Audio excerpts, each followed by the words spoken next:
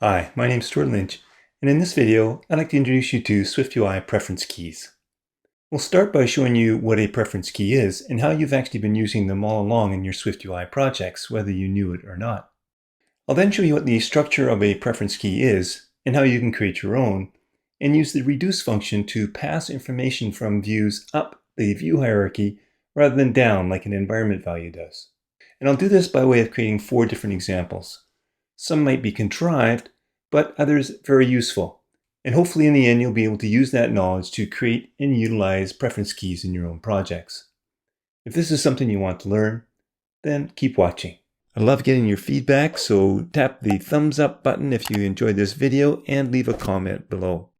Make sure you subscribe to the video and ring that bell to get notifications of new videos. And if you want to support my work, you can buy me a coffee.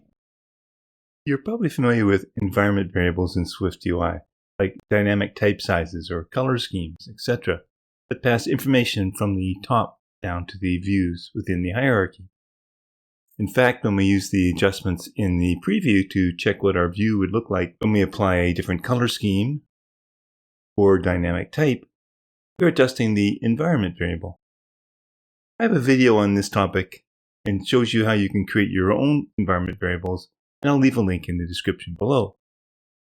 An environment value comes from the top and applies that value to whatever views that we apply it to. If we want to go the other way around, however, that is, start with a view, say, and set values higher up in the view hierarchy, we need to use a preference key. In SwiftUI, view preferences are ways to store custom data or state associated with a specific view or its subviews, and communicate that data up the view hierarchy. And view preferences can be used to achieve complex customizations and layouts that are not easily possible with the built-in modifiers and views. Before we get to a couple of examples, let me demonstrate what preference keys are and how they work. Consider this first view. I have a state property for the view that is currently an empty string.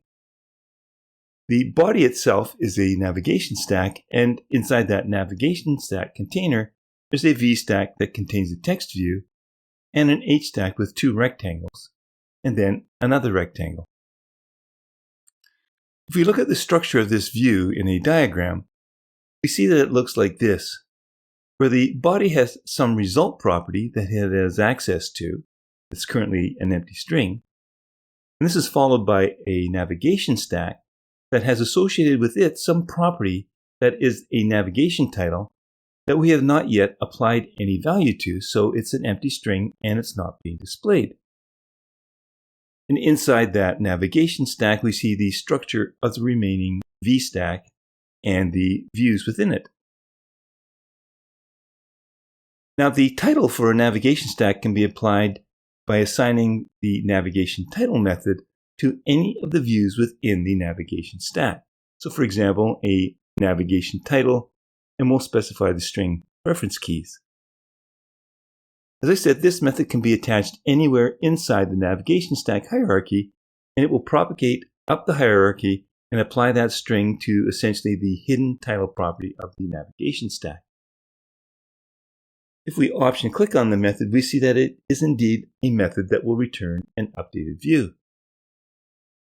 Somewhere in the bowels of SwiftUI, there's an internal method that is watching for changes on this function, and it'll force an update of the view that now populates and displays the title. It doesn't matter where we apply this modifier, it just has to be inside the navigation stack. If we apply it to the navigation stack container itself, it would try to find higher up in the body some navigation title property that doesn't exist. All we have is that result property. This is how preference keys work. We can apply the preference key modifier function to any view within the hierarchy below the value that we want to change. Let me show you now how we can create our own preference key that we can apply as a method just like the navigation title method, so that I can apply it to any view within the body and have it change that value of the result property, and thus providing a value for that text view that will then be displayed.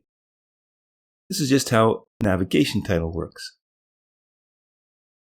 So we can create a struct called updateStringKey that conforms to the preference key protocol.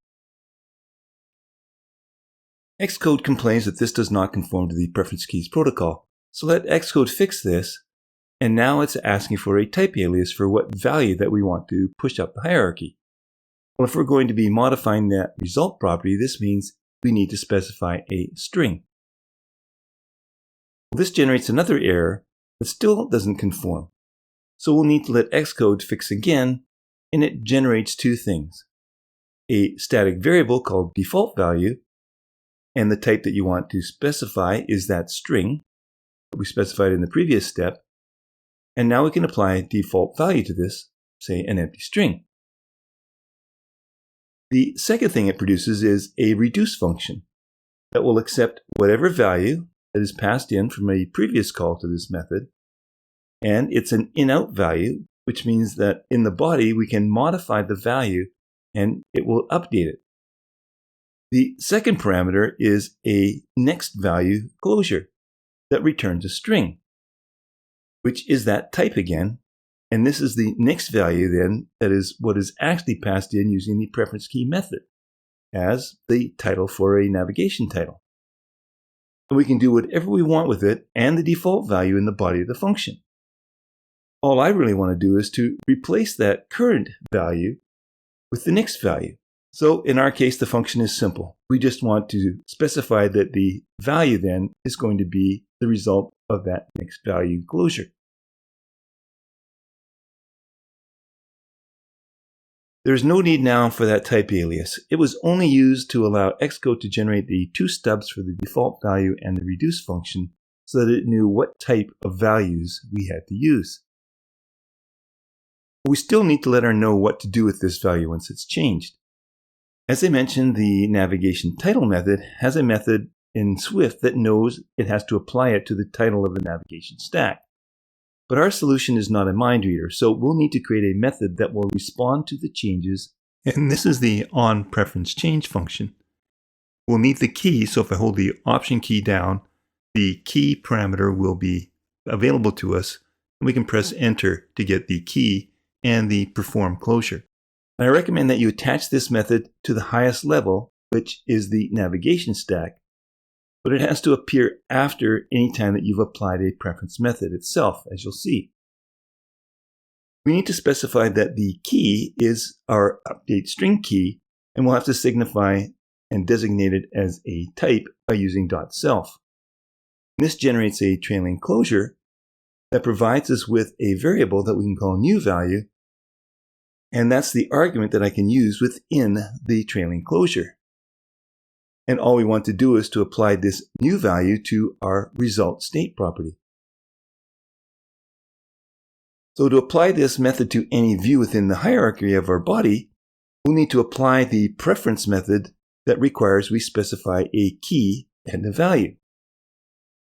And that value will be the next value in our function. So for example, we can go all the way to the navigation stack and apply it here. The key is the actual key that we want, which is that update string key, and again, we'll use .self. And for the value, we can specify any string we want.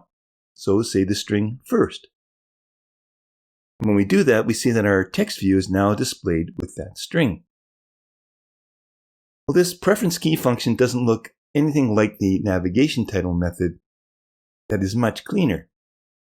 But if we option click on the method, we see that it is a method that simply returns a view, just like the NavigationTitle method did. So we can do the same thing here that we traditionally do with view modifiers and create an extension on view. Within here, we can create a simple function, say one called updateString, that has one parameter that we will call value and use an underscore so that we don't need to provide the label. But it has to be the same type as we specified in our type alias, which is a string, and it's going to return some new view. Then within the body, we can apply the preference method to self, which is the view that we're applying this thing to, and then use the preference with a key of updateStringKey.self, and the value will be that value that we've passed in as the argument to our function. Now I could omit self here because we are within the view, but I like to leave it here as to me it seems more clear. Now I can change the function to simply be update string and then pass in the string first. This is more like the navigation title function. Now I can move this up to any of the views within the hierarchy and you'll see that we get the same result. It just has to be before the onPreferenceChange function. Now what if there was more than one update string modifier? Like, let's add one here. Nothing changes. The last modifier in the view hierarchy is the one that is applied, and it will replace the value set in the previous one as it updates the views. If we add another one here, you'll see the change.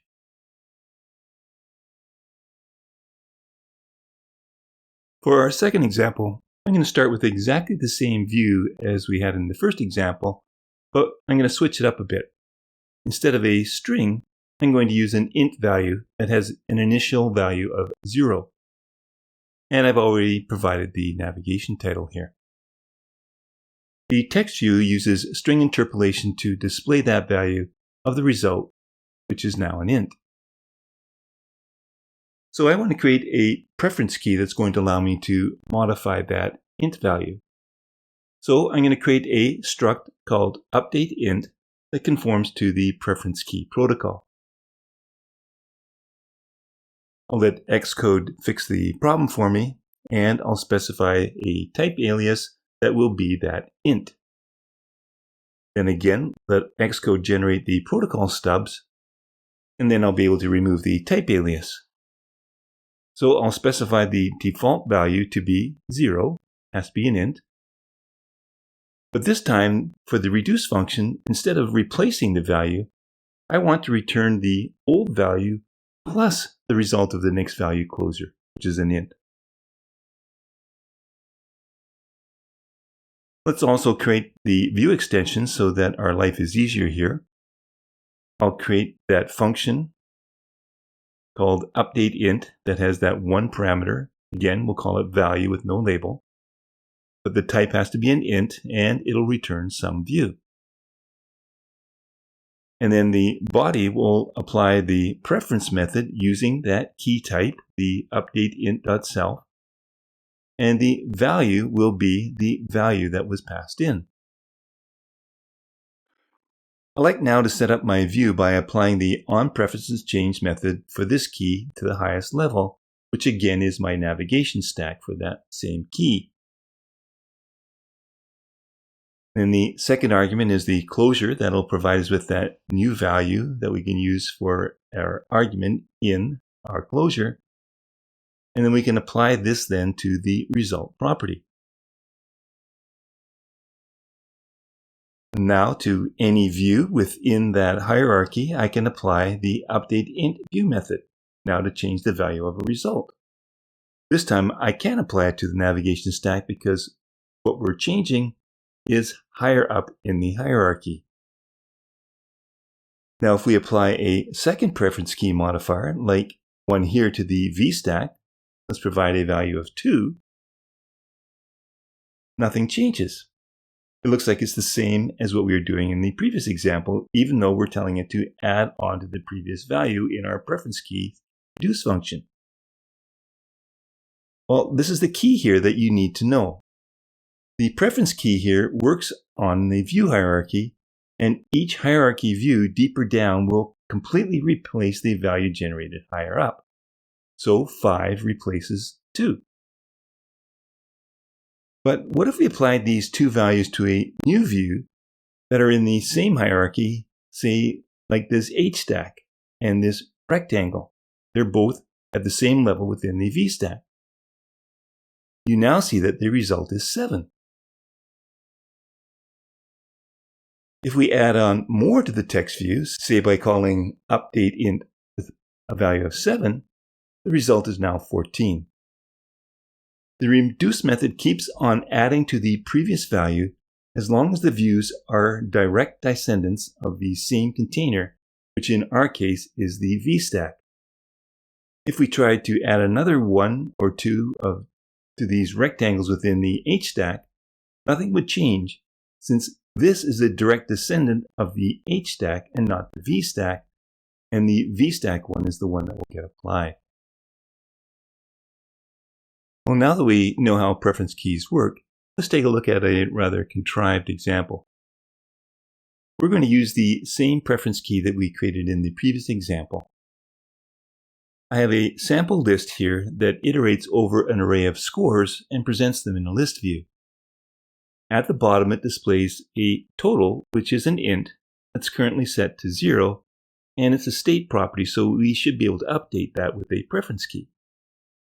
Since I want to use that preference key we defined in the last view, we can because it was created outside of our view, so it's available to me from any other view within my application.